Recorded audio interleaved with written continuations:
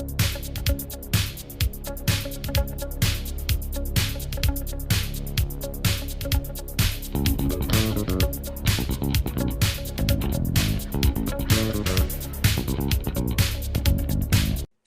to Visual Reflux, a podcast put together by my friend Andrew Wickliffe and myself, Vernon Wiley, a couple of self-described pop nature fanatics here. And basically, Andrew and I have worked on podcasts for a few years now. We just successfully completed up a 50 run of the Comics Fondle, which focused in on comic books, pop culture surrounding that. But after a few years, more and more the show became devoted to other media types, particularly TV and movies that deal with comic book type situations. And it was growing and kind of mutating in a way, right, Andrew? Yeah, so I think it obviously, or it originally started, maybe not obviously, out of probably the Netflix Marvel shows. So, we were covering TV. We started to have more TV to cover with the CW shows that we actually watched and things like that. So it just built out. And then, you find you're not just watching the Marvel shows on Netflix, you're watching other Netflix shows and so forth. So it seemed as we got to the end of Visual Reflux, we got to the end of Comics Fondle, that when we relaunched, we should do something. We wanted to do something else, but it was pretty clear that Comics Fondle had reached the end of its life. Yeah. Just in terms of what we were concentrating on. So Visual Reflux was born as he did with the Comics Fondle. Actually, Vernon came up with the title. You came up with Video Reflux, and we got to Visual Reflux. Was that right? How we came? Yeah. Whereas as opposed to Comics Fondle, where Vernon, despite it being solely my blog for 8 years before anybody else started writing there, Vernon came up with the title for that one. So I love catchy phrases. What can I tell you? But yeah, in other ways too, like Comics Fondle was born of a need to discuss, review, and spread the word about independent types of comic books that were outside the mainstream media that really deserved attention. And in some ways, we're kind of like we're working at a crossroads, because most movie and television that's developed are of insanely popular, very well-known characters, the type of which Andrew and I rarely ever visited on Comics Fondle. But we found ourselves, TV and movies have reshaped the reality of how comics are perceived, so we eventually went that way.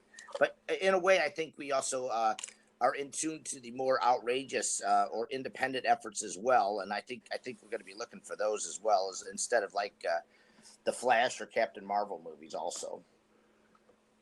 Right, and that is a really good point, that when we started the podcast, Marvel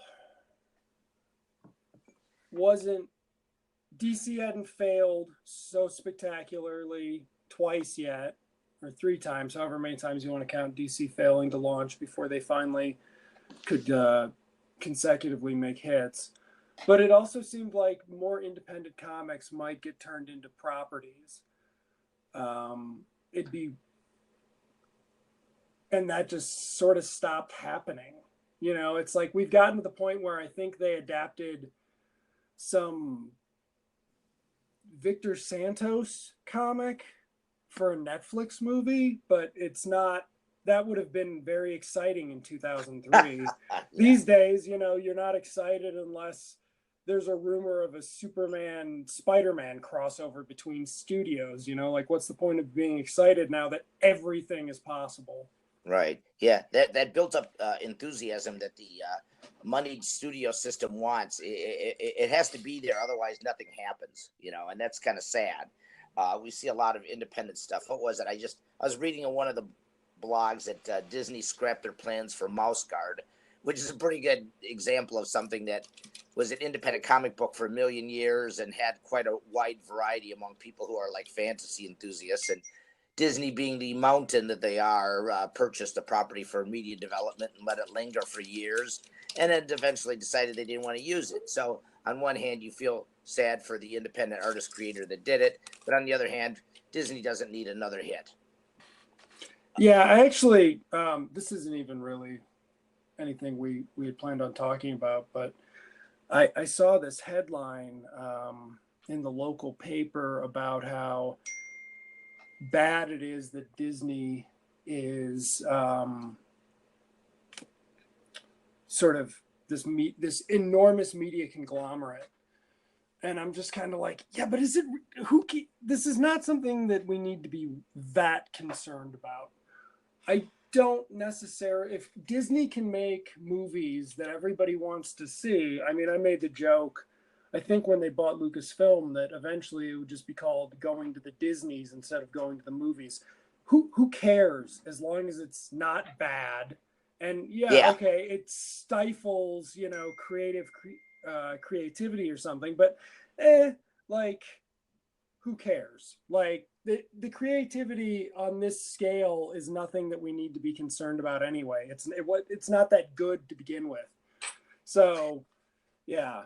Well, the only concern I would have is, like, you get maybe the big, when I grew up, it was the big three television networks. And then now with, what would you call it, media conglomerates that own like every aspect of development and broadcasting and advertising within our entertainment system. You've got like Disney buying Fox. So it's easy to imagine two or three major media developers controlling most of what people see, and access. But that's a whole nother discussion for another day, I'm sure. But anyway, that kind of sums it up to where we're at. We like to expose things that we find interesting and be honest about the stuff that's not as interesting that gets a lot of press too, Yeah, that is some of it, is that there's finite amount of time, and there are some interesting things, and I think we'll touch on it later, that we've gotten to the point now where staying informed about the state of these, I guess, industries or genres, it's not worth it in some ways. Like, it's not, basically, it wasn't worth it to see Aquaman. It doesn't. Well, I read boxed it. I found it okay, but you're right. It was pretty long, and it certainly wasn't as entertaining as it should have been. All right. Well, let's tell you what. We're going to be sectioning off stuff, and we decided to do television first, right? Or anyway, we're going to color television, movies, streaming types of things. We're still going to continue our interest in comic books and graphic novels, and but you gotta wait. Related. What's that? They gotta wait for the comics, at least in this episode. If you don't like the order that we do things, let us know. Yeah. And we can change that up. We both got emails. Let's see. We'll say them at the end of the program, so you can yell at us then. But we wanted to cover fan-related incursions too. Andrew's quite a fan of finding fan-developed visual stuff, and we'll be covering that as well. And we want to go to all terms of stuff, but we segregated it, I guess, and stuff like that. So I don't know. You want to jump into the movies, as it were? Let's jump into the movies now. Did you see Endgame? I did. I went on my day off. It was solo, and all the kids in Evanston had the day off, so it was a bit of a pain in the ass. But yeah, I did get to see it, and you know what? I have to say, overall, they did fine. Who's the directors on that? The Russo brothers. Yeah, I mean, to me, they seem to be pretty much good practitioners of the craft, I guess. And, Endgame, it had some really good parts. Like, if I had to sum it up in one thing, I'd say, well, I kind of like the impression that Infinity War left on me, more so than Endgame. But Endgame was a nice tying up of a lot of things in the Marvel Universe, and it works on that aspect. Yeah, I think the way I described it was it's a disappointing sequel to Infinity War, but it's a fine conclusion for the Marvel, whatever they call it, the Infinity Wars or whatever. Phase 1 or whatever the hell they called it. Well, it was phases 1 through 3. So I think the Infinity Saga, I believe, is what they want to call it. Okay, that's what your box set will be called. Gotcha. Well, and they did. I mean, overall, Marvel did a pretty good job of tying a lot of things up and introducing their characters and their strategy work, because they kind of stuck to their guns. And while some of the films were stronger than others, overall, I think box office alone is the big success story. I mean, regardless of its aesthetics. And Avengers Endgame certainly is walloping everything. Everybody wants to see it more than once. So I guess in that end it worked, you know. Yeah. So yeah, Lots, lots of Easter eggs too for those comic book fanatics, you know. Yeah, and I think that the interesting part about the Easter eggs and all the theories for what's going to happen going forward, as we record, the rumor is the Spider-Man previews coming out, and everybody's hoping it'll address. Oh, and this is also the day that you can talk about Endgame spoilers. So, oh, okay. According to the directors, but or as the directors requested, but the Spider-Man trailer, everybody's hoping it'll address the 5-year jump forward, which is gonna be a thing that they're gonna have to contend with. I think in many ways, Marvel has spent the last 10 years getting people ready for a Marvel movie universe, one that can support, hopefully, Black. Go ahead. I'm sorry. Black Panther 2 alongside, I don't know, a Squirrel Girl TV show. And yeah. It is going to lead to the comics getting less important, but oh yeah, pretty much. I mean, they've got things like Fantastic Four and X-Men. They got incorporated into the quote unquote Marvel universe yet, and they got plenty of time and leeway to do it. You know what I mean? And I also like the way they were like seeking out the current set of actors, which are getting a little long of tooth in the roles, as it were, to set you up for new actors taking over their characters to some degree as well. Yeah, I do think it's absolute nonsense that 10 years in or however long, Chris Evans still doesn't get a decent Captain America arc. It's tough to do Captain America. I mean, you have to add a whole lot of stuff to him to get him to that level, I think. And he hasn't dated well. I mean, as a conservative, righteous member of the democracy, I'm not sure that people are wholly vested with the idea of a Captain America like they were like World War II and later, you know? Yeah, but I mean, you could be, well, I guess no. I guess you could not do the more subversive Captain America arcs because it is Disney after all. But still, I feel like it'd be icky. Disney's going to do a Steve Gerber series where they adapt all of Steve Gerber's 80s or 70s subversive stuff and Man-Thing and Defenders. That'll be great. But he's a tough character, and they resolved that. I thought that in the movie they resolved that nice. Well, and I guessed that ending. Do you remember? I don't know if you read it, but if you did, I think you hated it. There was a Robert Morales, the guy who wrote Truth, and Chris Bacallo, Captain America Marvel Knights run many years ago. And it ended with him getting a hold of the Cosmic Cube and reversing 9/11. Wow, that's very controversial in a comic book sort of way. Yeah. So, but as soon as I think it was during Infinity War, I was like, oh, Cap's going to get a hold of the Cosmic Cube and he's just going to go chill out. Like he's done. Yeah, right. I mean, I agree. He says, I'm done. I'm human after all. I'm a superhuman, but I do age slowly, and I'm a powerful dude. But I've hit the end of the run anyway. What was it? You'll never see. What was it? Remember Kyle Baker's Truth, Captain America? Yeah. Now that would be a controversial movie, and it may be even a product of the times, and it might even be a good time to do it. But I don't know if Disney would ever touch that subject matter. But that was for those of you who aren't familiar with the African American creator Kyle Baker created. What would you call? He went into the roots of the government chemical program for the super soldier, where the government took the attitude that we can experiment on minority soldiers first, in particular blacks, because that's an offshoot of the controversy regarding the programs that actually existed in the government. So that's an interesting thing for a Captain America film, but it's something they probably won't touch with a 10-foot pole anyway.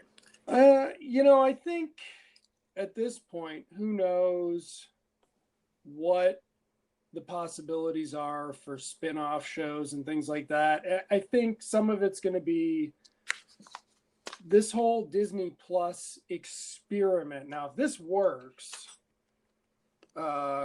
just in general, what Disney's going to be doing is delivering blockbuster miniseries in a way, I guess you'd say never before attempted, because there's never been a time when miniseries were big in the 80s and 70s and 80s and stuff. They just were big budget TV movies. They were not big budget movies set over 8 hours. And so now what we've got is, Disney doing streaming series that are going to have super high budgets. They're going to have the movie stars in them. There's the chance the Loki series could now actually be something more than young Loki. And so it's just very interesting to see if this works. And they're leveraging the Marvel and the Star Wars the most on this, because I feel like it's not going to be as risky for Disney to do a series of Donald Duck shorts or DuckTales shorts. Right. These are the movies they're going to be looked at. Their target audience is wider. Yeah, definitely. What do you call it? And if they're very successful, they'll expand from that.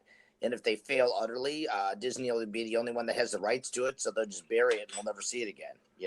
Pretty much. And the other thing is Disney. I was talking to somebody about Disney Plus, and then we'll move on to the next Marvel movie. But I was talking to somebody about Disney Plus, and it's going to be $7 a month. And I'm like, why wouldn't you get Disney Plus? And I feel like that's sort of going to be their pitch. Well, if you got a family, especially. Right. Of course you're going to get it if you have kids, but why wouldn't you just, if you are getting any streaming service, $7 is not too much to add on. Right. And well, that's where that gets tricky, because you obviously want to throw Netflix into the mix. And by the time, I think streaming services, if they keep their services reasonably cheap, I think an average family could obviously get 2, 3, or 4 different streaming services and ditch the cable if they think they can live without it. Right. And it's like streaming is not going to make home entertainment. It'll make it a teeny bit cheaper, I imagine. But until, I don't know, until there's a cheaper home internet solution than actually buying from your cable company, who also might be trying to sell you TV services, there is going to be, it's going to take a while for streaming to get fully cheaper for all the options. Because at this point, you could easily spend $60 a month. Oh yeah, and I don't know if I'd go that high, because I'm not as big a TV watcher as some people, but the idea of watching television without commercial interruptions, which was the initial premise of cable, I hope they continue that. Or if they do put commercials on, don't let them interrupt the shows, because when you really get used to watching Netflix, 40-minute shows without commercial interruption, and you could stop them whenever you want, so that's fine too, pick it up the next day. Right. Whatever, I'll tell you what, here's we're going to put the boxing gloves on for 2 seconds. The Captain Marvel movie, you and I seem to be on opposite sides. We do seem to be opposite sides of the coin on that. I like the Captain Marvel movie. Well, it was popular enough. I just, it seemed to me more of a commercial guided venture. Everyone involved with the project did a really good job. They all did professional work. I don't have any arguments about the costumes, the scenery, the CGI, or the music, or the actors. I wasn't as big a fan of Brie Larson as some people. I don't think she's punchy enough. But I mean, I think the utter disappointment would be to me is Marvel, after 20 films, finally recognizes they need a female lead. The Me Too movement is probably at its strongest point right now because of the politics of the time. and I just wanted to see something more, maybe something a little more existential or interesting or textured, multi-layered than I got with Captain Marvel. What's your take? I I think that I don't. You know, it's like the last batch of Marvels is when they've really just finally hit for me. Yeah. Starting with Black Panther, and then the Spider-Man. But yeah, I just thought, yeah, it was not a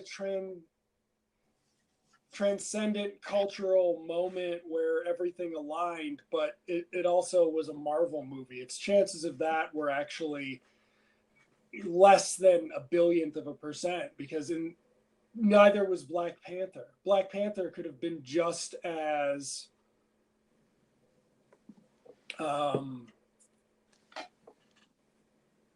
ambitious, but it's not gonna be, because they're movies that are supposed to make $700 million at the minimum. They've got to Right. appeal to every single person on the face of the planet. Although I may be stereotypical, but I think Black Panther succeeded because it had that Disney influence in it. I mean, I'm not saying you could read Lion King into the scenes, but it had like this organic growth that you got happy and peppy, and you got behind the Black Panther with and everything. Whereas with Captain Marvel, I was less convinced of, I don't know, the big fight. Well, you've also got I mean, some of that's the character material. True. Like, the Marvel movies don't ever deviate too far from comic book precedent. No, they're very good about it too, surprisingly. Yeah, Yeah. the DC movies don't give a shit. No, right. Marvel's follow through. They realize they have a really good skeleton to build something on, and they do it. Whereas, well, sadly enough, though, Captain Marvel didn't really have much of a skeleton to build on. It was always a pretty mediocre comic book, and Well, maybe. let's be fair. We didn't actually even read it when it was supposed to be good, so there is that. Oh well, yeah, we had that. Was it the Kelly? Did Kelly? Yeah, we didn't actually read Kelly Sue DeConnick's Captain Marvel. Yeah, we missed I've been meaning to. I don't know. Yeah, but anyway. Well, it might have been the only relevant comic in 30 years of Captain Marvel, I guess. And I think it was, but I'm just remembering how, especially with an origin story, establishing all of the Marvel space shit is a big job, and I would not say that 2 Guardians of the Galaxy movies, 1 Thor movie, and Doctor Strange, maybe, I don't know. A little bit of Doctor Strange and Infinity War is enough to sort of, especially when it's set in a different time period and with a different set of aliens, with a different set of problems. Right. And the other thing is, Captain Marvel's origin is tied to the X-Men and Rogue and all sorts of crap like this. So they were really, with Captain Marvel, similar to Black Panther in a way. They were starting from scratch, and she didn't have Avenger or Captain America Civil War intro to give her backstory. Yeah. She only had that pager. So I feel like, well, I mean, it's just like comparing Captain Marvel and Wonder Woman is kind of funny to me, because Wonder Woman was such a profound disappointment, even as a mediocre and one of the best DC movies. It still was incredibly mediocre, given that they have 80, 70, 80, 90 years of Wonder Woman lore to go on. They've got you got the nostalgia too of the character, which right. Like, when you're talking about Me Too movements, well, she's ripe for that. But I would say that complaint that it doesn't explore its identity as a superhero movie during the Me Too movement. I think Captain Marvel certainly does it a little bit more than Wonder Woman does. If only she's thrown as one of the main godlike figures in the Marvel superhero universe, right, in that one film. But also, Brie Larson sort of famously and wonderfully dissed Casey Affleck on stage at the Oscars. So, I mean, that was like a Captain Marvel moment even before she got cast, you know? True. So, anyway, yeah, no, I think you were, I don't know, like, I think I'm at a point right now where I'm unbelievably confident in, say, the Marvel movies to turn in a acceptable to good product every time. Yeah, I could see that. There seems to be enough. There's enough. What do you call that? Of their reputation on the table. I think that they really take it seriously, and we have nowhere to go but up. As long as they keep up the quality, we're good to go. DC will play the same role as a media developer that they did as a comic book developer. Yes, they will. They will. Well, yeah. So hey, what's this? What is this 8th grade thing that you've got on the media portion? What is this? That's the movies. There's this movie called 8th Grade. You should go see it. It's directed by a guy named Bo Burnham. Stars a kid named Elsie Fisher. It's about an 8th grader's last week of 8th grade, and it's she's a YouTuber, and it's just her last week of school. It's great. It's actually available on the Canopy streaming service, so excuse me, you can probably get that through your public library. Oh, excellent. I mean, we need access to the stuff like this, you know what I mean? That sounds like a pretty good premise for a film that you could mine a lot of good stuff out of. Yeah, so that's why that's in there. Just something. And then when we do what we do in the shadows, which I'll talk about more in the TV section, but the movie is I just saw it for the first time. Now, is this a mainstream release or another streaming release? Well, I mean, I think it came out in theaters. It's a few years old. I think it's 2014. It's co-directed by the guy who did Thor 3, and then good. It's the other guy did Flight of the Conchords. If you watch that, I did not, which is why I missed What We Do in the Shadows for so long. Yeah, but it's awesome. You should definitely check this out. The quick description would be the Spinal Tap of vampire movies, but far better than Spinal Tap. Oh, yeah. You did a blog post on why you hate vampire movies. That's yeah. Okay, good. I'll have to look that one up for sure, because anything Spinal Tap and vampire sounds like a success formula to me. And then, I'm still talking because I added all this crap. Okay, so then real quick, the fan movies thing, I don't know. There's a bunch of Miss Marvel fan movies going around right now, sort of proofs of concept. Some of them are really kind of good. I mean, they're not good overall, but they're well made. Right. So we've gotten to this point where fan movies can be well made, which is why I actually watched the Jason versus Michael fan movie. Yeah, it wasn't really well made, but it was gloriously athletic in terms of the two slasher villains fighting. It was like a wrestling match. It was really cool. Like the fight choreography was really cool. It was 30 minutes and should have been about 6, but the fighting was really cool. You know, it's nice that we have like access to at least decent technology at a home basis where you can do things like Miss Marvel movies or Jason versus Michael and stuff and come off with a product that everybody wants to see. You know what I mean? Right. And you're able, this YouTube fan movie thing is much different than when people used to camcord their Spider-Man movies to sell at Comic-Cons. Well, there's a difference in our ages. You said camcorder. I'd be going for like Super 8 myself. See, there you go. You got the whole range here. So, yeah, so it's gotten very different.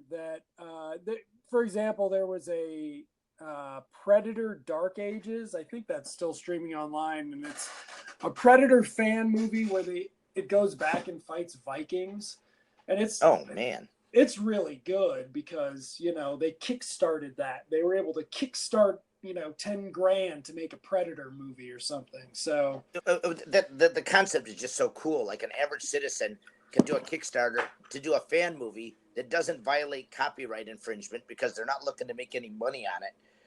And yet they can do like a half hour to an hour thing or whatever, and it gets, I don't know how many millions of views on YouTube, yet doesn't violate copy premises, and an ordinary person can take anything they want and do it. It's very interesting. Yeah. I'm not there. I don't think it's strictly legit. I think that they aren't worth suing, but at least Paramount goes after Star Trek fan creators because the professional level fan movie stuff started with Star Trek, and then Paramount really went after them. Now, I don't know much minutia about copyright law, but if producers of these things are just in it to make a product that they can distribute for free and don't make any personal income off it, it becomes a tricky law question as to what they get out of it, and whether it's monetarily categorizable for companies to go after them. Exactly. So it's kind of like, I think with the Star Trek thing, it got so professional that they were able to step in and say it wasn't a fan thing. If you're, forming an LLC to hire a music composer or something.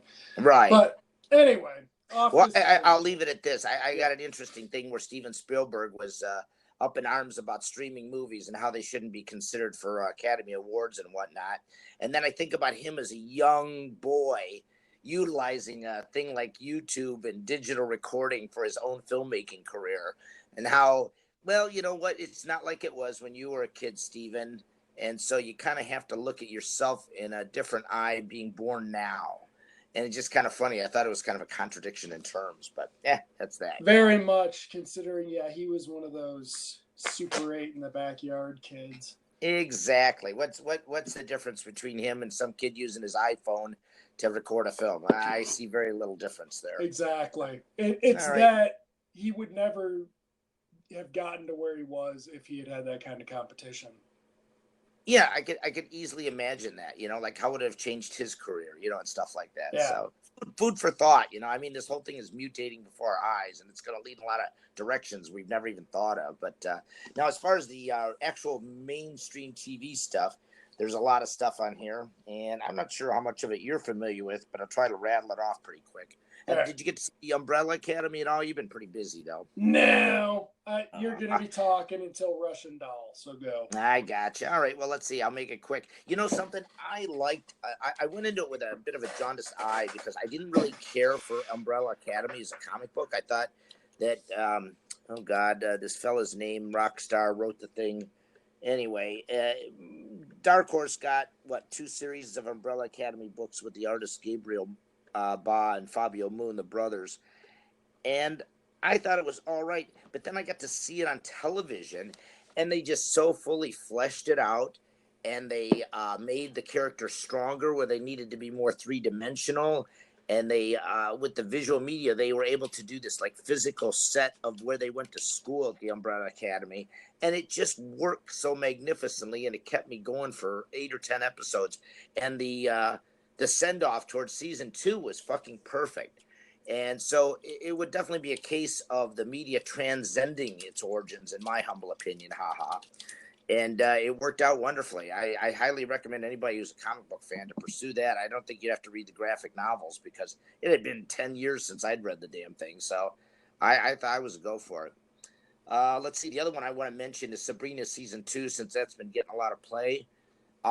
Picks up nicely. Their production values on the show are just excellent. And as long as Roberto Sacasa remains in control of the storyline, there's some complaints about how it's kind of mysterious plot lines that are forming together too slowly in season 2 for a direction as to what Sabrina's ultimately trying to accomplish. I don't have that problem. I think each episode holds up well on its own. The characters are all really well done and fleshed out. And again, the production values on the show are really good. So if you like the absolutely evil series, you're not going to find the absolute grotesqueness in some ways that you found in the comic books, but it comes close enough for a television series. So far, so good on Sabrina anyway. Russian Dolls. Now, that's one of the independent ones that you and I are trying to at least look at, as alternatives to the mainstream stuff. Yeah, that's basically it's Groundhog Day, but not. Yeah. We're not to be nasty about it, but it's Groundhog Day, and it takes a big twist in the middle as far as what your expectations of the show are going to be, and it's a good show. Like I'm hoping they renew it. Yeah, like it's nice to see. What's her name? That actress, she's on Natasha Lyonne get a good lead part in something. It's been so long since she was on the cusp of stardom. Yeah. You thought she'd have done it with Orange is the New Black, but nothing really happened with that, even though she was an outstanding actress and character in that. But Russian Dolls, it gets pretty meta. And in its, 8-episode thing, it really gets to explore the concepts that Groundhog Day never did. Groundhog Day was entirely personal about one day, but this gets deeper. Yeah. So that was good. Yeah, it was good stuff. Yeah, I like that. And that's one of those meta-type comic book series you could easily say, hey, you know what, you love this. This is good stuff.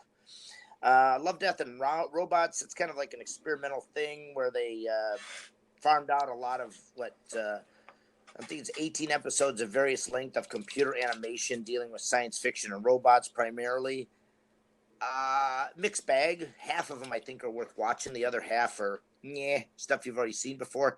It starts out kind of misogynistic too, to some degree, which I'm surprised that no one really caught. A couple of them, I think it's episode 1 or 3, was extremely misogynistic.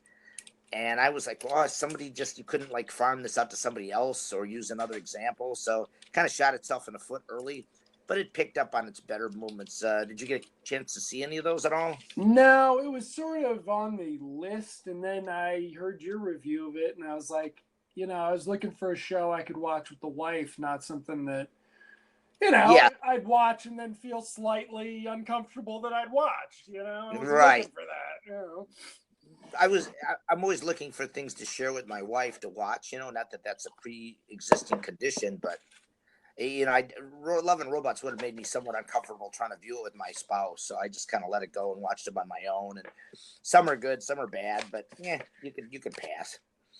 Now, what's this Orville, man? I watched an episode of Orville, but not being a Star Trek fan, it really didn't get to me. What makes you so curious about Orville? I'm not curious about Orville. Orville is a serious contender for. I think it is definitely the best network television show right now. I don't watch a lot of network television, so I can't say that for sure. But unless there's something really good on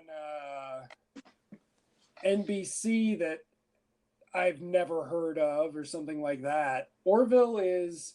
So it's when they advertised it at the beginning, I dismissed it as Galaxy Quest, the TV show. Sure. With Seth MacFarlane running it. Sounds hip. But what it actually is this self-aware Star Trek, The Next Generation homage / improvement, where they do the really obvious sort of social commentary episodes from the first season or from the first series. Yeah. Where they're not scared to look cheap in order to tell this story.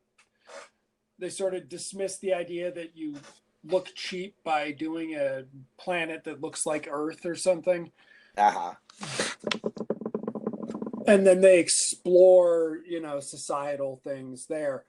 But the first season was good. The second season has just had some amazing episodes. Oh, wow. And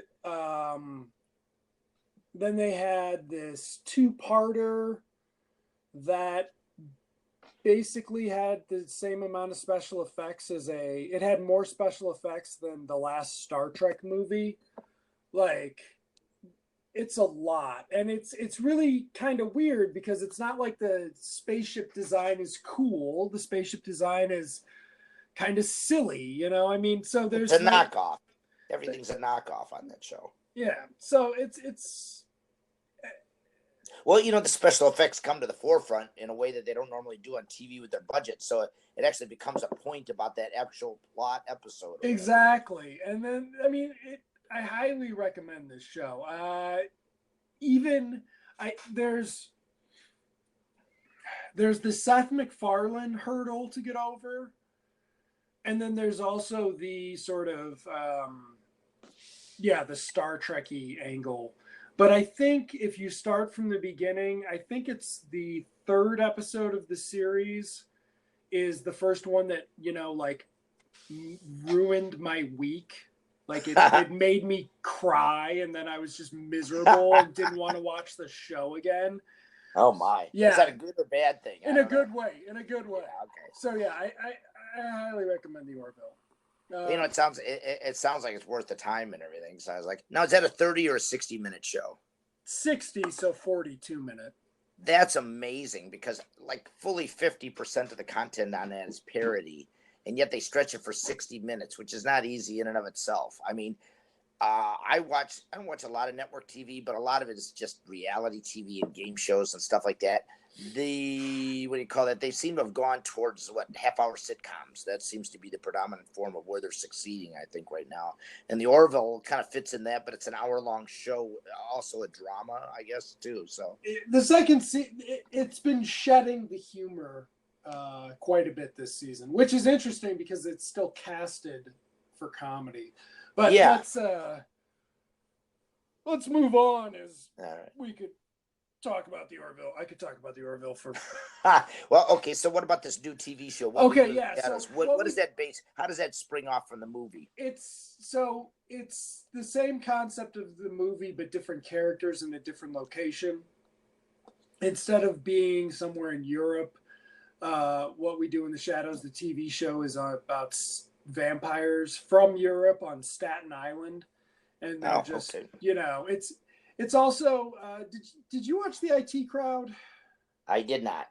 So Matt Berry, who was on the IT Crowd, Toast of London, Snuffbox, a bunch of other great things. Basically, What We Do in the Shadows is a way of introducing again Matt Berry to American viewers, and he's awesome in it. There's been 6 episodes so far. I'm not sure how far it's going this season. Well, now what service is that on? That's on FX, actually. FX. Yeah. So I mean, it's awesome. I'll have to catch that movie and then see into the TV show. It got me curious on that. Yeah, you got to do that.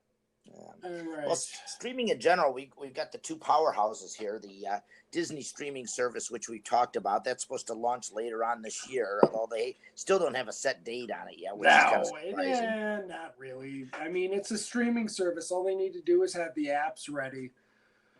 Yeah, it's probably all going through beta testing as we speak, just waiting for a day when they can launch it. And then the new kid on the block, which is kind of an anomaly because we're not really sure about it. It's kind of the DC streaming service, which is promised a lot, but they want you to spend money on a network that doesn't have a lot of shows on it. So,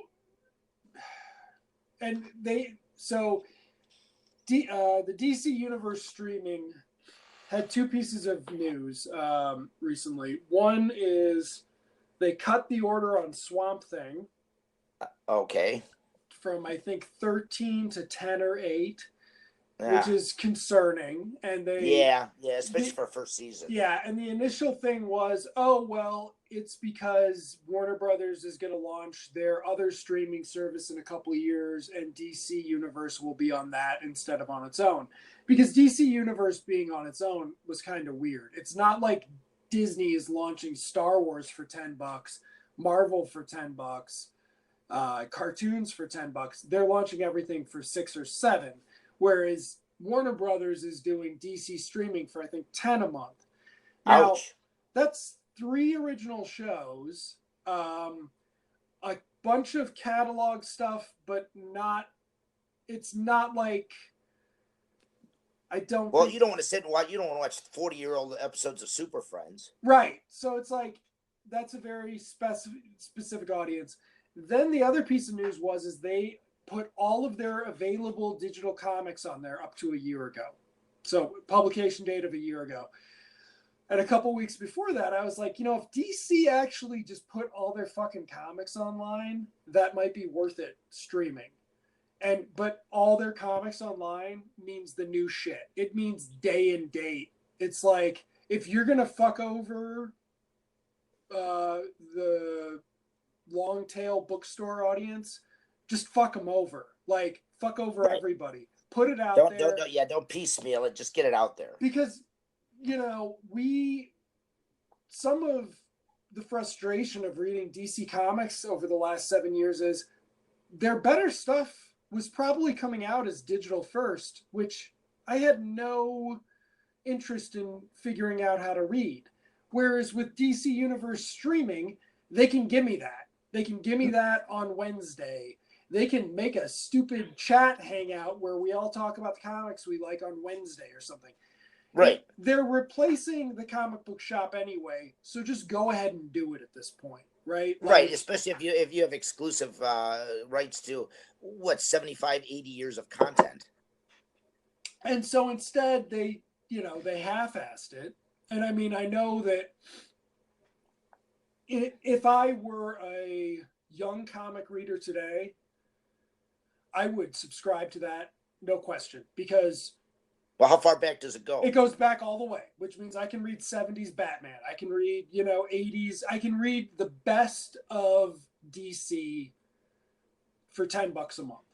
Now, do they have all the content up now, or is it just bits and chunks that they like? It's everything that's available, like on Comixology. So it's not everything. I don't know if I could go and read. I don't know if they have all of Firestorm ready, for example, but they've got all of Swamp Thing. Now, well, that's good. Swamp Thing, right? If I'm going to read Swamp Thing in 2019, I am definitely going to consider doing the DC Universe streaming service.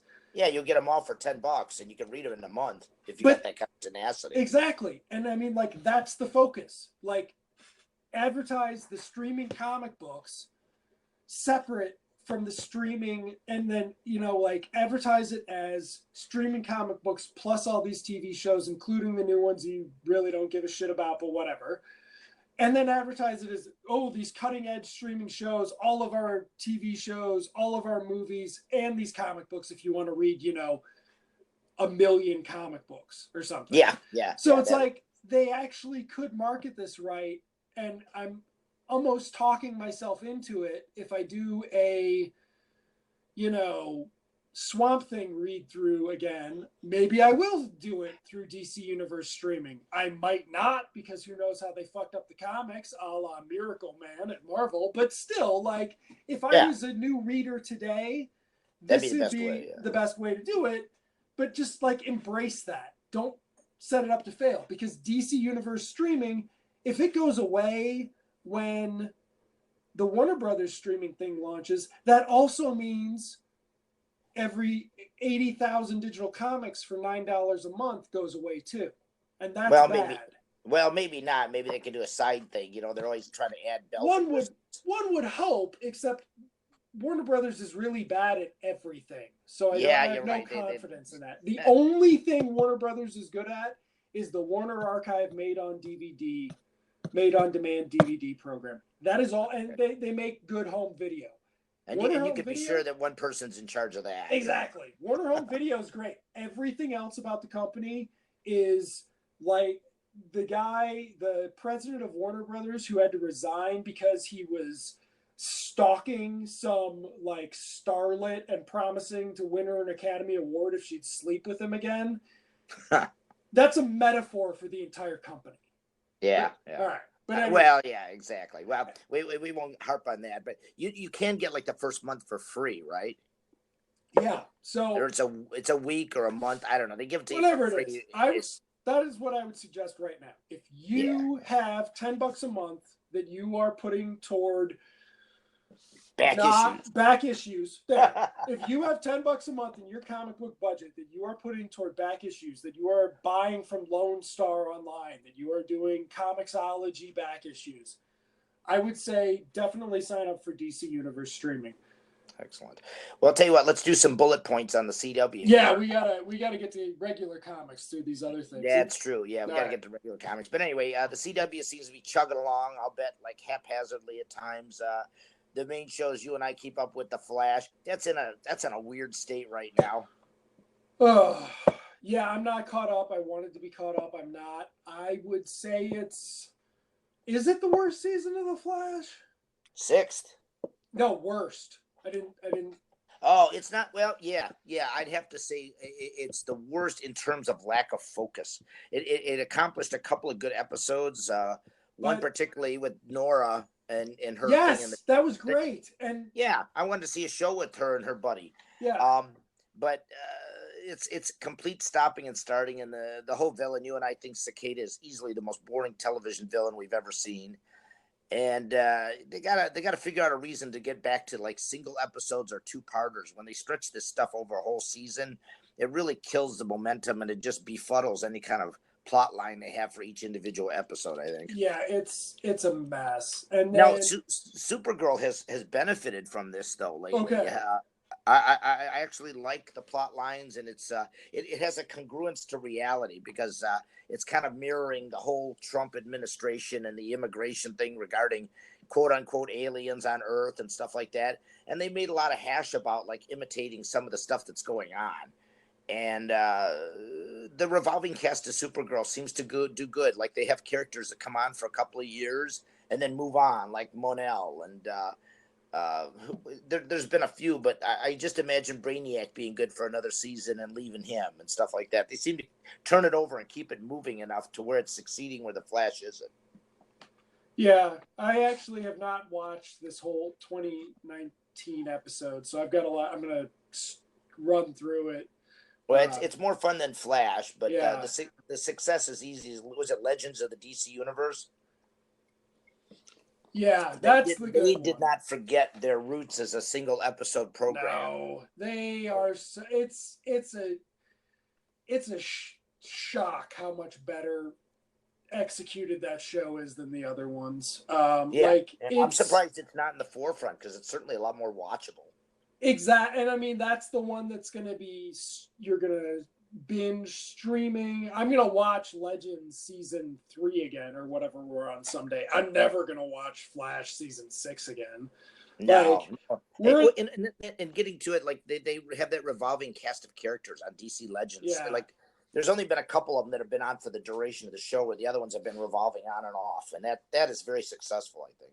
Yeah, they've done really well with that, and they really, like I said, I like I like Matt Ryan's Constantine now. I'm on board. I think that the silliness of having him in a spaceship with his trench coat, it makes it work for the whole thing. Yeah, exactly. So bringing him on and bringing him off is good stuff. And Constantine, a character I wouldn't have initially thought would fit into like the hyper science fiction-y fantasy type thing, works really good with that. Let's see. So that's the CW in a nutshell. I'm going to mention quickly a discovery I had with, not that everybody doesn't know who Ricky Gervais is from the things, but Netflix has been offering some of his older shows from the BBC on there. And this is the guy that did the original Office for BBC, which was probably one of the funniest, nastiest television shows I ever saw in my life. But they promoted Aftermath, which is a 6 or 8er episode about a man who's trying to come to terms with his own existence after his wife passes on.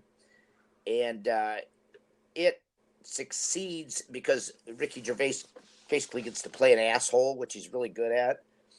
And the rest of it less so. It gets a little syrupy at times, but his relationship with his expired wife can't be denied, and it's done in such a way that you really feel it. He really understands what it is to go through something like that, and really tries to portray it on television. And then the earlier series, which is better, the Derek, where he plays this 50-year-old autistic man who works in a nursing home, is just utterly sublime. I think everybody in the world should be subjected to the first 6 or 8 episodes of Derek, because it really brings you down to like a human level.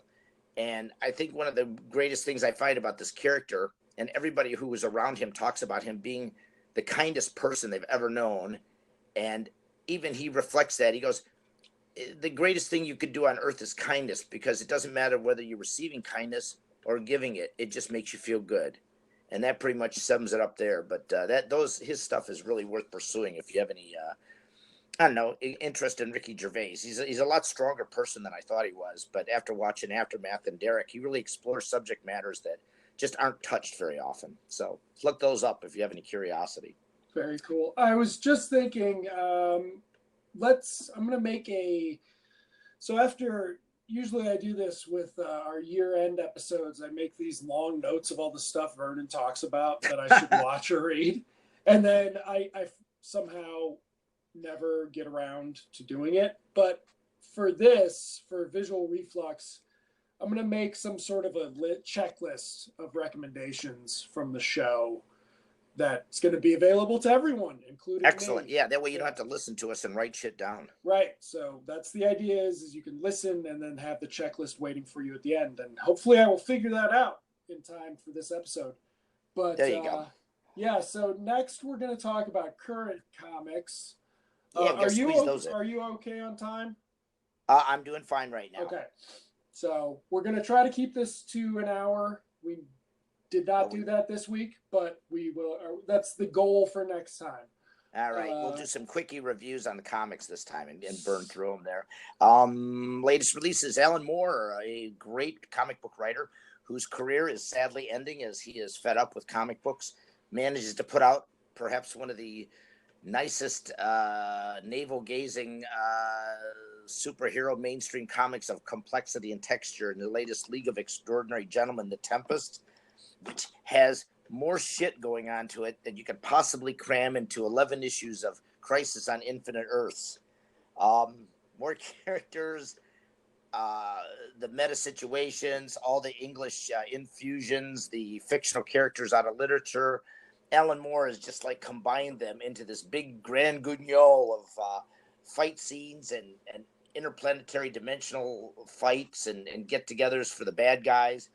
And the book is not for everyone. If you don't want to spend a half hour reading a comic book and have to read it again, you're going to be in tough straits here. But for those of us more challenging comic book readers, it's probably the last word in superhero comics, and I think that's what it's purported to be. So look that one up. We're still got one issue to go, so I don't have a finish yet to talk about, but perhaps by the next podcast I'll be able to tell you how they tied it up. First 5 issues have been great. Dan O'Neill is like one of the most fucking insane cartoon comic book artists in the world, and I highly recommend it. And then we'll touch upon the other modern one that you and I love is the independent guy known as Kevin Huizinga, who I hope we're Huizinga! Zinga, yes. And, but he's a guy who started out doing his own what do you call it? Independently produced mini comics, probably done at the Xerox FedEx and sent out via, is it Etsy or whatever they call it? No, he didn't. No, not Huizinga. No, Huizinga started. He was one of the. Remember when Fantagraphics was doing those oversized magazines? Anthologies? No, not the anthologies. Their attempt to make people read good comics before that. Lost Tales of Palomar was the other one. The formatting. The big what was it? Yeah, they had a goofy name for that. I forget what the hell it was though. But they did a lot of interesting ones. Yeah, what the heck was it? Well, they were $8 comics. And they were $8. Yeah. Okay, you talk for a second. Talk about Fielder, and I'm going to look this up. Yeah.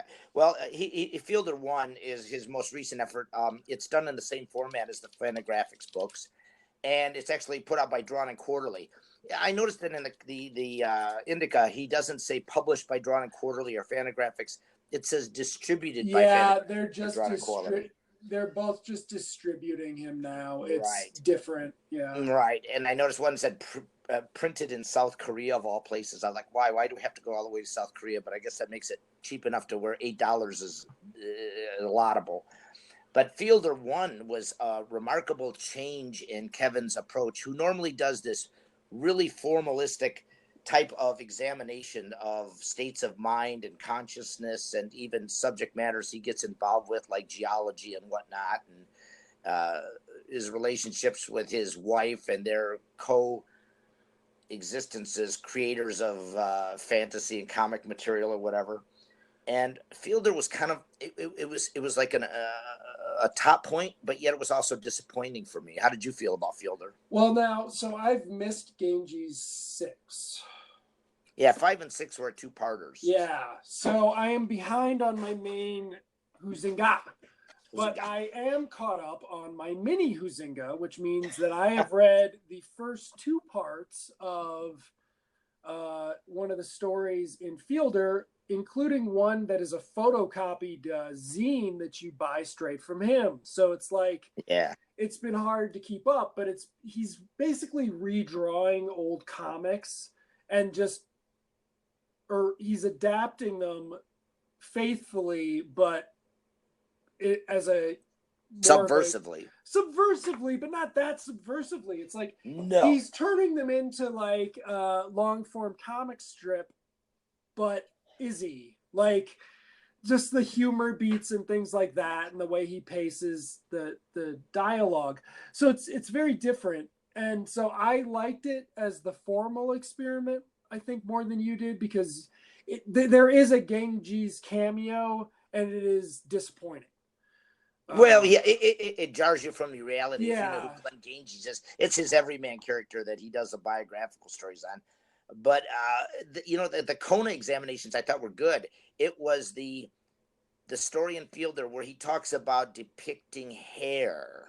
Oh, yeah. See, now you didn't like that, right? I didn't like that. I thought liked it.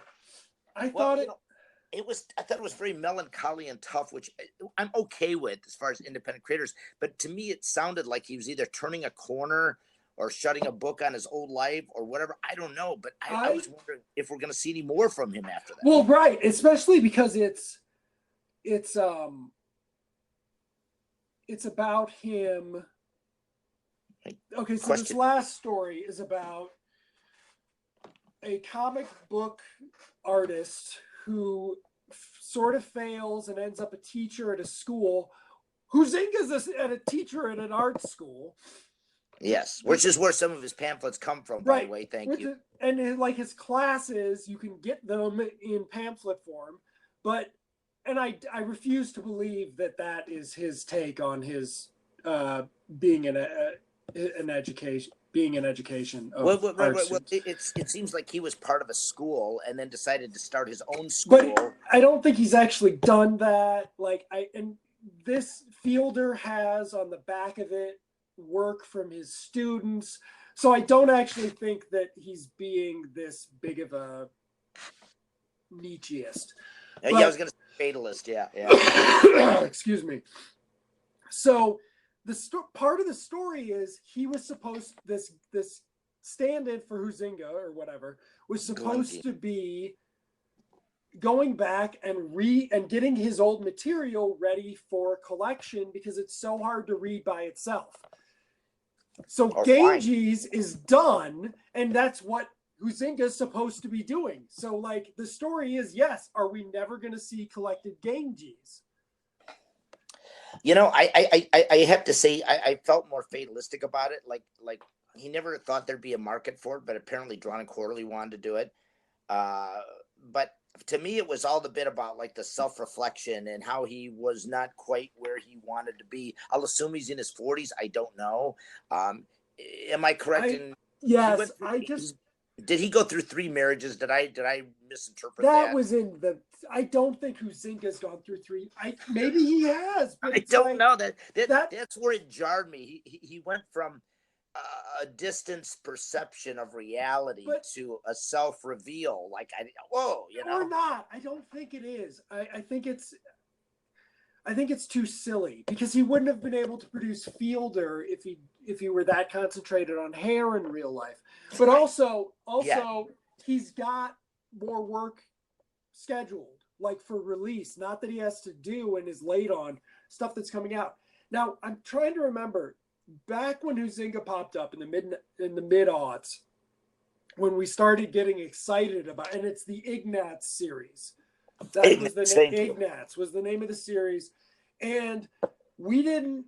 There were some that I liked that you didn't like. There were some that you liked that I didn't like. But the Ignatz series was great. Like, was it Cocachino Press or something? Cocachino Press. If they had put those out at $3.99 an issue, that could have been made the difference. Yeah, that could have been the Fantagraphics revolution. And Marvel and DC could afford to do that and take a loss or break even, whereas Fantagraphics and Drawn Quarterly couldn't. But they couldn't. I think some of the mistake was doing it at that size. Yeah, retailers hated it because it didn't fit anywhere. We have seen in the last 10 years that the people are willing to buy zines online. We are willing to buy manga-sized floppies online, and it's no big deal. If they had put it out, even at a reduced size, just to get it out there, that should have been the focus with Ignatz. But anyway, so Ignatz was really cool. But at that time, I swear Huizinga was like working at a gas station and making Ganges, but his day job was at a gas station. Well, now we know that he was as a comic book teacher at some odd. See, I don't think it was, but anyway. So but we're looking forward to Felder 2 or whatever it is, because we want to find out whether Kevin survives or not. Yeah, and I mean, so I think Huizinga definitely going to be big on the checklist. Damn straight. So I put this on here, even though Vernon you have read, as far as I know, 2 licensed comic books. It was the Paul Gulacy Star Wars. Probably. Is that correct? Yes. So Vernon is not a person who reads licensed comics. I grew up, I got into Dark Horse because of their licenses. I'm not ashamed to read licensed comics. They are not good 99% of the time, but I am glad to have, like, RoboCop Last Stand, Kokit Ozuki's artwork has informed, my philosophy of art. So it was worth it just for that. But anyway, Alien 3, the unproduced screenplay, based on, what's that guy's name? William Gibson, cyberpunk guy William Gibson's original screenplay for Alien 3 that either got fucked up because of a writer's strike or because something.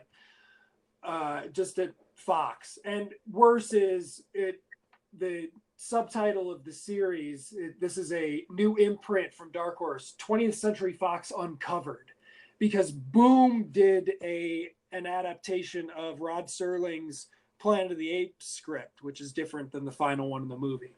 So have we gotten to the point where script adaptations are good necessarily, or by default, or acceptable by default? No, we have not. But Alien 3, the unproduced screenplay, on the other hand, it's adapted by Johnny Christmas, who you know Johnny Christmas, and he drew it and inked it too.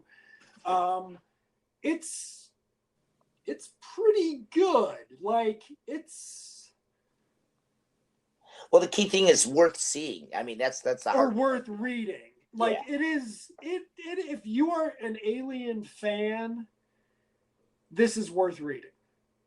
If you are a William Gibson fan, I don't know if it's worth reading, but if you are an Alien 3 fan, it's worth reading. Or an Alien fan in general, it's worth reading. So since I'm king of tie-ins, I like that. Yeah, and then the idea of it, I don't know if it was because the comic was successful enough, but they're actually going to do an audio drama of it, like a streaming thing, because we're now going to do radio shows again where actors do voices and shit, because podcasting is going to be everywhere. Thank you for listening to our podcast on Anchor, by the way. But they're going to record the script with Lance Henriksen and Michael Biehn doing the voices of their characters from Aliens. Oh man, it just shows another metamorphosis of role of digital media. That's kind of cool. It's so we're getting into a really weird time where it's not unthinkable that we could be listening to audio or podcast dramas again. Hey, be like the old radio shows. Exactly. That's what I'm saying. Like, I can't even imagine listening to a story as I drive to work, but it's possible. With sound effects and everything. Yeah. So I guess the next two are mine too. So real quick, we'll do the Alien comic book. What the hell is it? The Alien Cat book. Alien Cat book, is that? Yes, of Jonesy. So there is a 60-page wordless adaptation of Alien from the cat's perspective by a guy named Rory Lucy. And I think it was in Diamond, but it's not being promoted as a graphic novel, but it is a comic strip. It's okay. Get it from the library again if you're an Alien fan and a cat person, because it's like very a nice mix. Yeah, I mean, it's not entirely successful because it's not entirely successful. I wrote a post about it that's on Visual Reflux, but it's kind of interesting to see. I'm talking about that and something in a graphic novel, a YA graphic novel called Kiss Number 8 by Ellen, drawn by Ellen Crenshaw, written by Colleen Venable, and Colleen A.F. Venable, sorry, put them together because they ignore certain graphic novel / comic book storytelling practices because to distance themselves, but it's like they're not using these devices, these narrative devices that are already, these narrative systems that can be employed. Like, it would have helped if Kiss Number 8 was more like plotted more like a JSA crossover issue or some shit. Like, these things have been done before, the sort of plotting or story focus. Like, they're not comic booky enough. And it's interesting that creators are ignoring these already working tools. That's too bad. And it's editing. Again, this is the thing that the editors should know about, because it's like little stuff. Like, the Kiss Number 8 doesn't have any natural, it doesn't have any chapters, and it doesn't have any natural pause points. It is a 192-page single sitting read. Kind of like manga. And is that how manga is? Well, you pretty much like paperbacks, and they're like nonstop. They're just like reprints, but at least in the Japanese they're serialized. But when you get them over here translated, they're like in a 200 or 300 page paperback, and you're supposed to read it through in like 20 minutes or so. Yeah, see, that makes some sense, but it also is not the best way to do this. I've often wondered like the effects on reading and younger people in manga, and if they think that's like the preferred way, because so many kids are like inured with that style of comic book, and I'm like, yeah, some very, very little of it works, just like in American comics, but it also perpetuates like this template that people are forced to work with because it's popular, and I don't know if that works for everybody. Okay. That makes sense now. Yeah. So moving on to our historic blasts from the past, which are all me at this point. Nope. You can have the first one. I can chime in on the second two real quick. Okay. Yeah, historic blasts from the past. That's where Andrew and I find old shit to read, whether it's been reprinted or kickstarted, or it's just something we pick up at a bookstore. But I was kind of cool that you sent me a pic on all these Mike Ploog books. Was that a Kickstarter, or what was that? It was a Kickstarter for the Art of Ploog Volume 2, and since I didn't have Volume 1, I spent lots of money that I shouldn't have. But they are Mike Ploog art books, and I'm going to be doing a series of posts on them once I have time. He painted the Werewolf by Night covers in the late 90s for a Marvel project that never happened. Oh, they're God. Fucking amazing. Mike Ploog is a great depictor of the macabre and the spiritual and the evil. Just wait. I'm gonna do a whole series of these on Visual Reflux. I don't know when I'm gonna start. Not today, but it's because I haven't even cracked these books. So I'm gonna read these books and share the art because they're prohibitively expensive. They are probably not at your local library. Your local library can probably get them. There are no ebook copies. So like they're really neat. And I gotta share some of this stuff because like if you're interested in this stuff, you're probably already trying to figure out where to get them from. If you're not interested because you don't know about it, like Mike Ploog has got to get out there. Like Google him up on Google Images. When we Google, I want some good stuff from Mike Ploog, and if I got to put it out there, I'm going to put it out there. So when the Google results come up, you'll see some good Mike Ploog. Yeah, he's a great like tail end of Golden Age, Silver Age, Bronze Age artist, and he's very reminiscent of Will Eisner, who did The Spirit. He's got this real wonderfully drippy, inky style. He's great for the beginning comic book artist to learn a lot about how to ink too. So he's just one of those great characters, unsung characters of comic book art history. Yeah. So and these books are anyway. So now we're going to talk about Punisher Max. Yeah. Which I have started. Now, I read Punisher Born, which I might have even read long enough ago I talked about during the last podcast, but for Comics Fondle. But maybe not. I think maybe we talked about it in the sort of demo for this show. But Punisher Born is 4 issues. It was the first Punisher Max series, so you've got to remember, or I don't know if you have to remember, but the situation was Marvel, after about 12 years after DC went suggested for mature audiences and 7 years after DC went Vertigo, Marvel introduced the Max series, which was going to be NC-17-ish comics. Like lots of sex, lots of violence, lots of language, and not lots of, but lots of, I mean, it was gore, it was Punisher is meant to be depicted, right? So that was the promise, because Punisher took a while to get a Max series, remember? Oh man, well that's Joe Quesada. Yeah, so they took a while to do Punisher, and so the Bourne series was the first one, and that's the Punisher's origin in Vietnam, which had never been told. It has some good stuff in it, but it is not a success overall.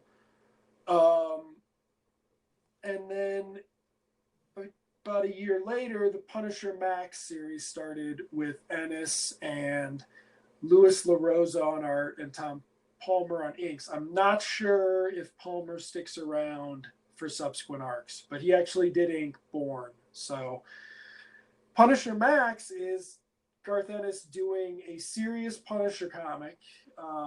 This should have been the TV show.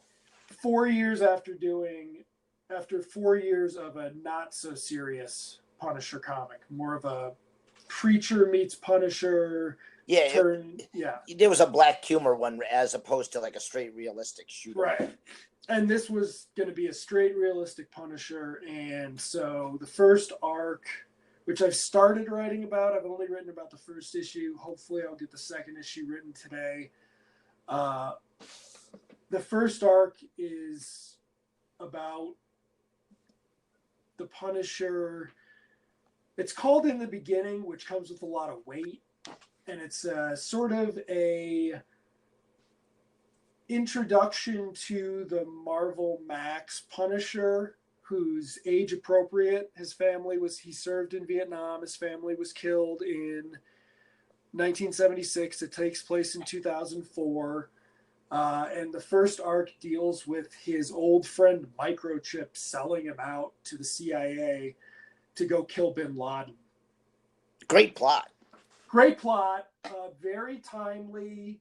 And so Microchip was his sidekick in the like Punisher War Journal gun porn era, Chuck Dixon era of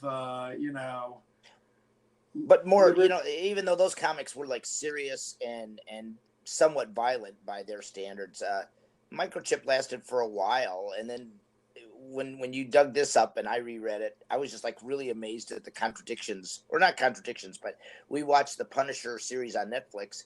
And yeah, they don't do this to him. Yeah. No, and the Micro that's featured in the Punisher Max is years after they ended their relationship, and him trying to rekindle some use for the Punisher. And that's the kind of funny thing. Micro tries to utilize the Punisher as a tool to some degree, and how it blows up in his face. It's a very it's very meta in that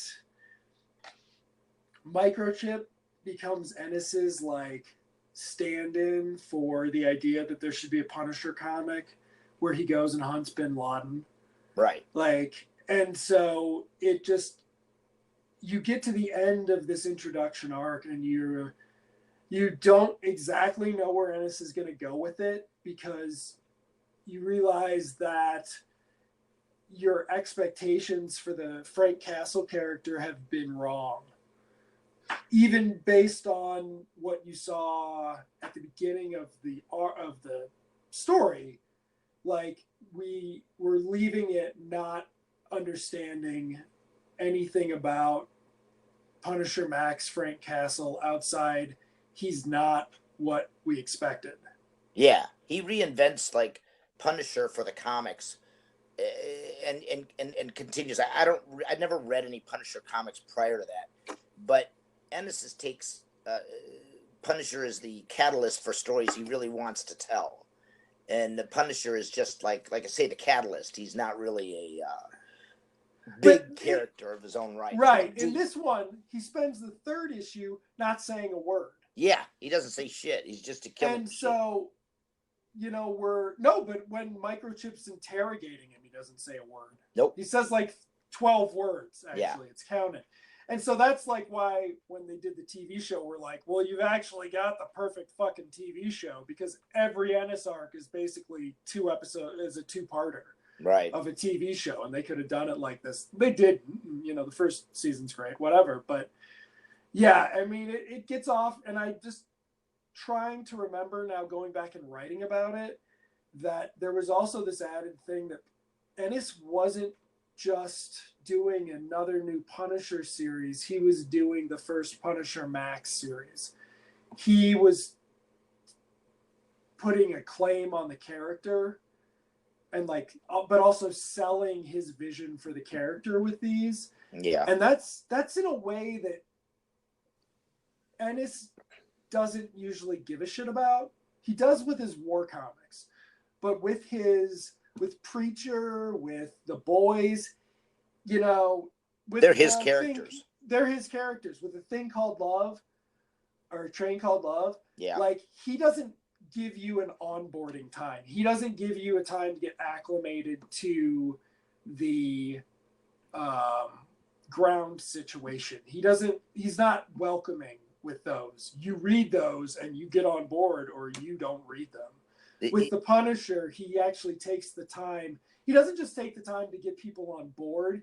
He takes the time to say, yeah, we're not doing this Punisher versus Bin Laden thing. It's a dumb idea. Here's why. That's dumb. Yeah, and the Punisher says it to Micro. It's great stuff. Yeah. Yeah. So, and you have to say too that there's very few writers that make a character their own. But after you read this arc of Ennis's with the Punisher, instinctively there is no better writer for the Punisher than Garth Ennis. Right. There is no other way to really do. I mean, they did it on the TV show, but even that has a certain air of TV show logic to it. Yeah. Whereas this does not introduce. It doesn't. I don't know. I'm trying. The realism of the comic, Ennis is aware of what he can get away with. That's what it is. Ennis is aware of what he can get away with for how he's going to depict Punisher as realistic. Whereas on TV, they don't know their limits to what they can get away with. Yeah, you couldn't get away with the violence on television that he shows. Right. And he knows what he can get away with and how to get away with it. Like, I mean, okay, we'll just spoil it real quick as the last point. It ends with him killing Microchip because Microchip betrayed him. Not because Microchip betrayed him, but in betraying Frank, he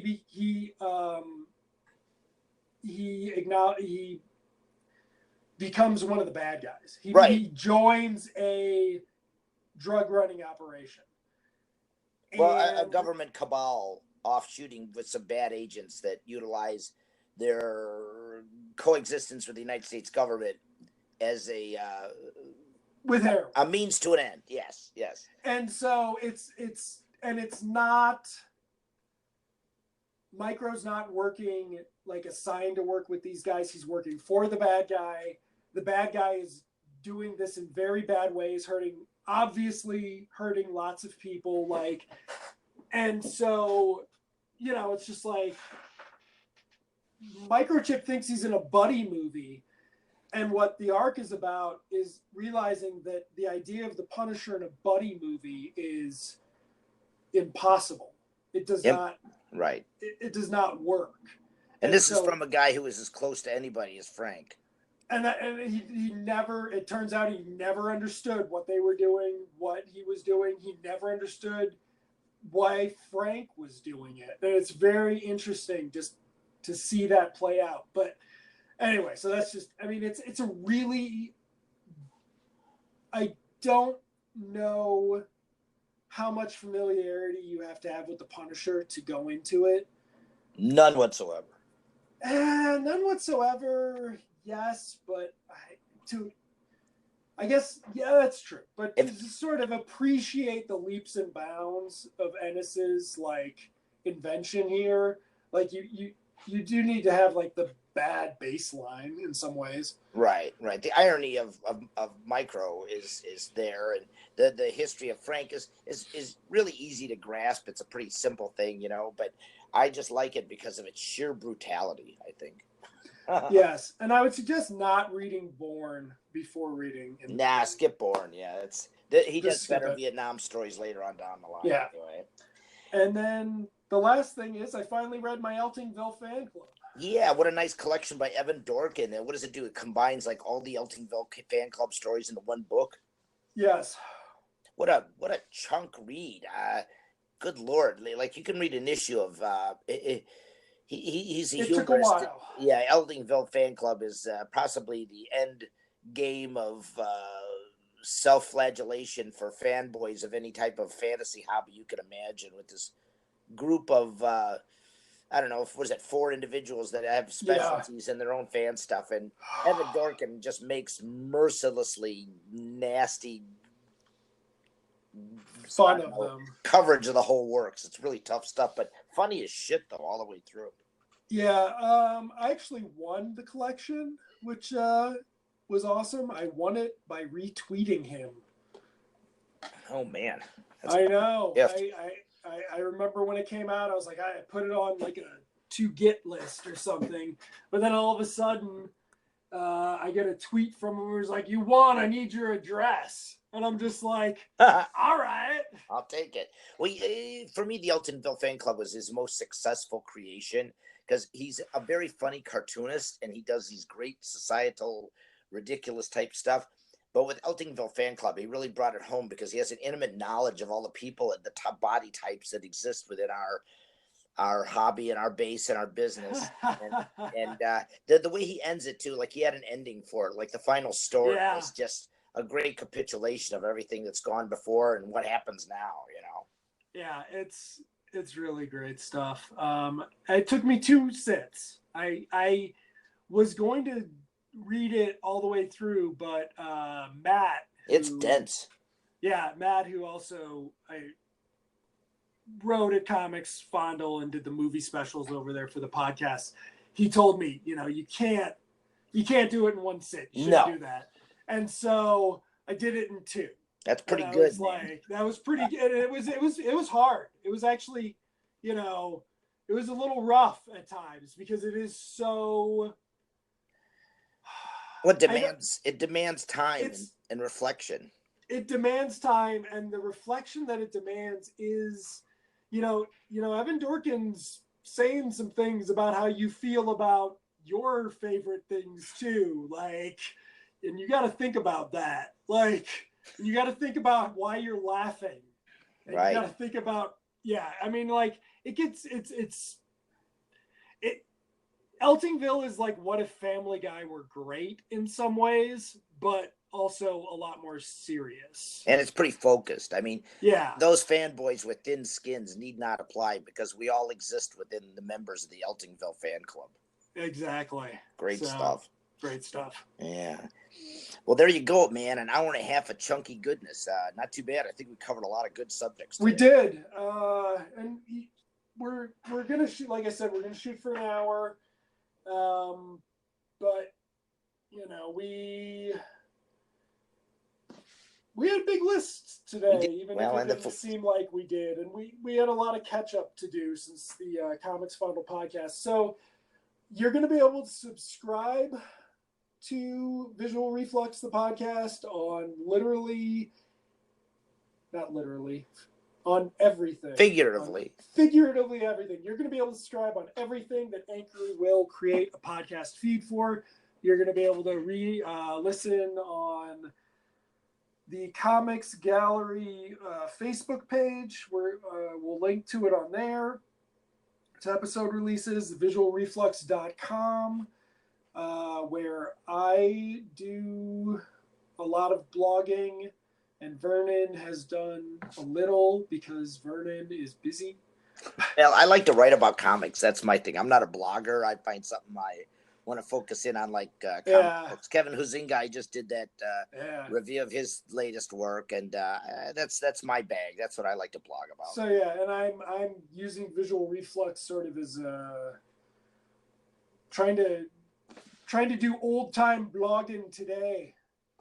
Well, good luck. Your daily post, I'm trying to keep up with them, and that's like, I got to sit here and do them all in once because I can't get on. I don't get on the computer that much. I'm like, wow, he's got 3 posts already. I better catch up here. But anyway, what's our email address so people can wail on us? So you know what? Go to Visual Reflux and leave a comment, or you'll be able to comment on any of the podcast sharing. I think you're able to comment on Anchor. But what else was I going to say? So an hour long.